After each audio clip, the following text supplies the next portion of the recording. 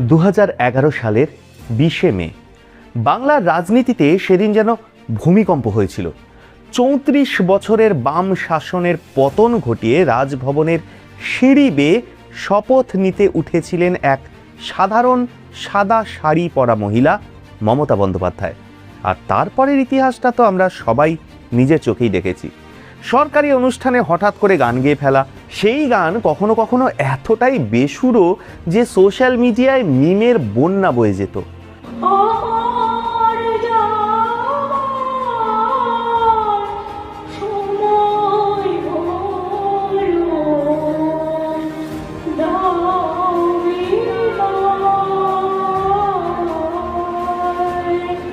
কখনো অদ্ভুত অদ্ভুত ছবি এঁকে সেটাকে বিশ্বমানের শিল্প বলে প্রশংসা করছেন আশেপাশের লোকজনও।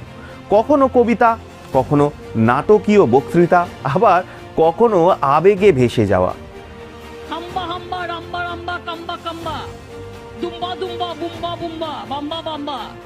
সমর্থকদের কাছে এগুলো ছিল মাটির মানুষ ইমেজ, সমালোচকদের কাছে এগুলো ছিল একটা ব্যক্তিকেন্দ্রিক রাজনৈতিক কাল্ট ছাড়া আর কিছু নয়। আর সব শেষে যখন রাজনৈতিক চাপে চারিদিক উত্তপ্ত, তখন সেই পরিচিত সংলাপ, আমি হারিনি। কেন, কিসের জন্য? আমরা তো হারিনি যে যাব। হারলে আমি যদি শপথ নিতে যেতাম তাহলে আমি রেজিগনেশনটা করতাম। এখন তো কোয়েশ্চেন ডাজন্ট অ্যারাইজ। কিন্তু এত নাটক, বিতর্ক, সমালোচনার মধ্যেও একটা সত্যি কিন্তু অস্বীকার করা যায়ই না। এই মহিলাই একসময় এমন একটা রাজনৈতিক শক্তিকে হারিয়েছিলেন যাদের হারানো অসম্ভব বলে মনে করা হতো।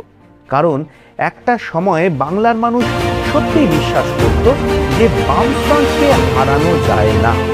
সিপিএম তখন শুধু একটা রাজনৈতিক দল ছিল না, বাংলার রাজনীতির ওপর একটা স্থায়ী ছাতার মতো ছিল। কলেজ, ইউনিয়ন, রাস্তা, পাড়া সমস্ত জায়গায় তাদের প্রভাব। আর সেই সময়ই হাজরার এক সাধারণ পরিবার থেকে উঠে আসা একটা মেয়ে রাজনীতিতে নামল। একটা কথা তার সবচেয়ে বড় রাজনৈতিক শত্রুও অস্বীকার করতে পারবেন না, যে স্বাধীনতার পর ভারতের রাজনীতিতে এত লড়াকু বিরোধী নেত্রী খুব কমই দেখা গেছে। কিন্তু এই রাজনৈতিক যাত্রার শুরুটা ঠিক কোথা থেকে হয়েছিল? কিভাবে হাজরার এক সাধারণ পরিবারের মেয়ে হয়ে উঠলেন বাংলার সবচেয়ে প্রভাবশালী রাজনৈতিক মুখ? আর এত দীর্ঘ রাজনৈতিক আধিপত্যের পরেও কেন তাকে ঘিরে তৈরি হয়েছে প্রবল ক্ষোভ, বিতর্ক আর ক্লান্তি, যার ফলে সরে যেতে হলো তাঁকেও, সরকার থেকেও আর মানুষের মনের থেকেও? আজ বলবো সেই কথাই। নমস্কার, আমি দীপ থট চ্যানেলের এই ভিডিওতে সবাইকে স্বাগত জানাই।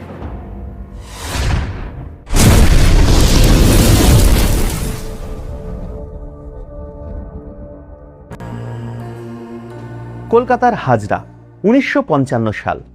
এক নিম্নবিত্ত পরিবারে জন্ম হয় মমতা বন্দ্যোপাধ্যায়ের।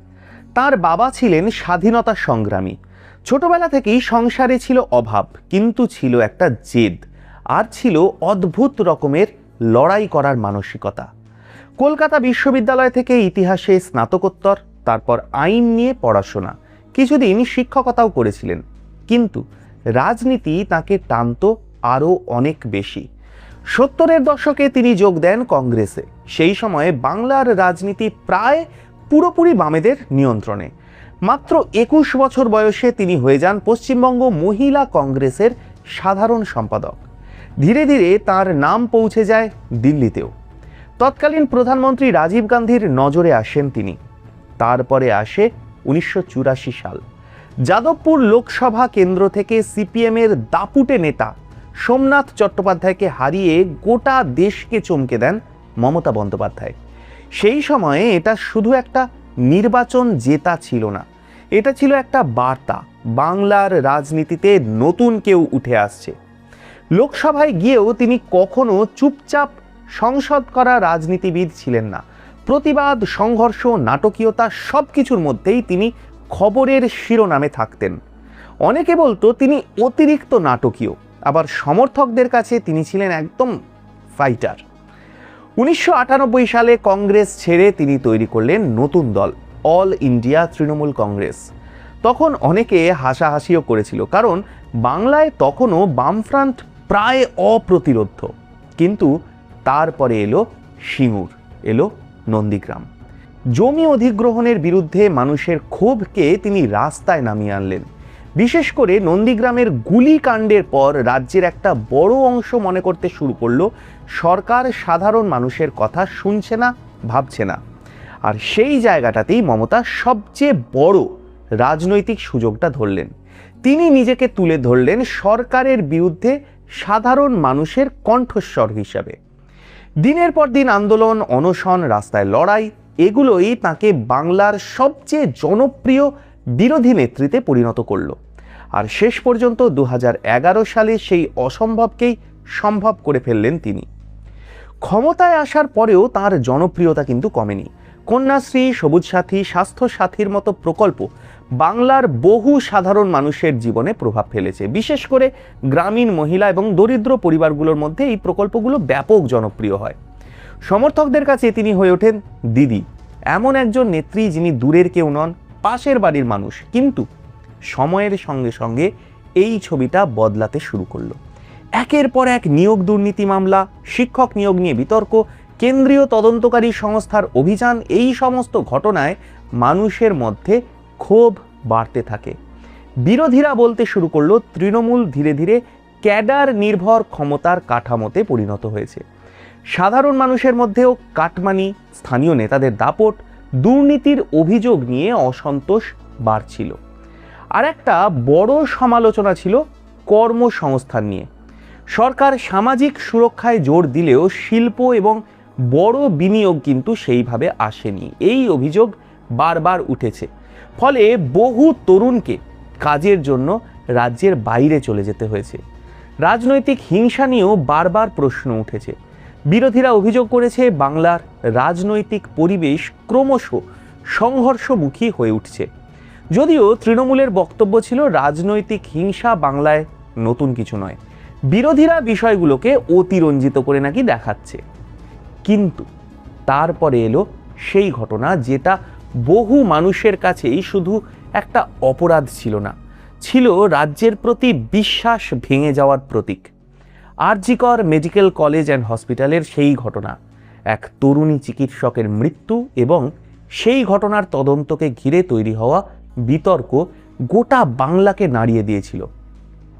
রাস্তায় নেমে আসেন সাধারণ মানুষ, প্রতিবাদে ফেটে পড়েন চিকিৎসকরা। সোশ্যাল মিডিয়া থেকে রাজপথ, সর্বত্র ক্ষোভ। বিরোধীরা অভিযোগ তোলে সরকার প্রথম থেকেই ঘটনাটাকে যথাযথ গুরুত্ব দেয়নি বা ধামা চাপা দিয়েছে। যদিও সরকারের দাবি ছিল আইন মেনেই নাকি তদন্ত হয়েছে এবং এই ঘটনাকে রাজনৈতিকভাবে ব্যবহার করা হচ্ছে। কিন্তু রাজনৈতিক বিশ্লেষকদের একাংশের মতে আরজিকর ইস্যু ছিল সেই মুহূর্তে যখন শহুরে মধ্যবিত্তের একটা বড় অংশের মধ্যে সরকারের বিরুদ্ধে জমে থাকা ক্ষোভ প্রকাশ্যে বিস্ফারিত হয়।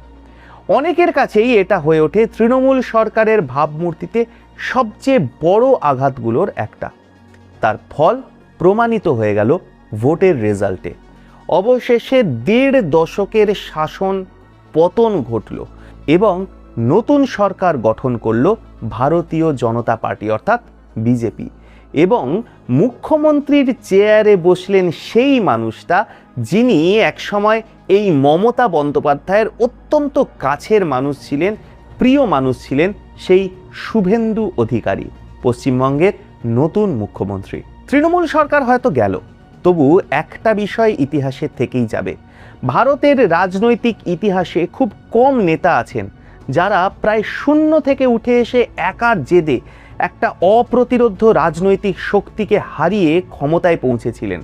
তাই প্রশংসা হোক বা সমালোচনা, মমতা বন্দ্যোপাধ্যায়ের রাজনৈতিক যাত্রা ভারতীয় রাজনীতির অন্যতম গুরুত্বপূর্ণ অধ্যায় হয়েই থেকে যাবে। কেমন লাগলো আজকের এই ভিডিও তা কিন্তু অবশ্যই জানাবেন কমেন্ট করে। আর এইরকমই পুরাণ, ইতিহাস, ভূগোল, বিজ্ঞান, সিনেমা, এন্টারটেনমেন্ট দুনিয়ার নানা বিষয়, নানা অজানা কথা, অজানা রহস্য জানতে সাবস্ক্রাইব করুন ডিপ থট। পাশে থাকা বেল আইকনটা প্রেস করতে ভুলবেন না। আর হ্যাঁ, এই ভিডিওর ডেসক্রিপশনে এই চ্যানেলের ফেসবুক পেজ, ইনস্টা হ্যান্ডেল আর হোয়াটসঅ্যাপ চ্যানেলের লিঙ্ক রয়েছে। প্রত্যেক ভিডিওর আপডেট সবার আগে পেতে ফলো করে রাখবেন ফেসবুক আর ইনস্টা, আর জয়েন হয়ে থাকবেন হোয়াটসঅ্যাপ চ্যানেলে। আর প্রত্যেক রবিবার সন্ধে ঠিক 7টায় চোখ রাখুন কেবলমাত্র দীপ থটে।